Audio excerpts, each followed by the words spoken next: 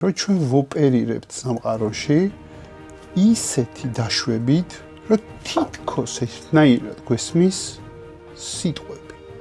და ამ დაშვებიდან რომ ვოპერირებთ, მე ვიქმნით მოლოდინებს, მე ვიქმნით რაღაცა სცენარებს, მე ძალიან ვტკივა, გული გვიცრუდება, განცდება აქვს, რომ არა ვართ მოსმენილები, არა ვართ გაგებულები, არა ვართ დანახულები.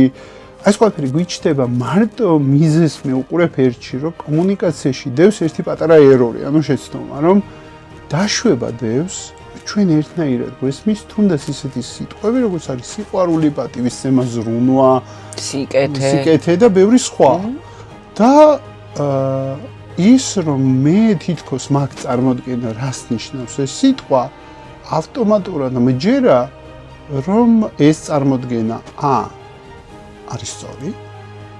B რომ შესაბამისად სხვა თვალს განსხვავებული აზრი, მე მას უნდა დამანახო, რომ მე მგონი ეს აზრი მთლად გამართული არ არის, მოდი მე დაგანახებ როგორ არის სწორი.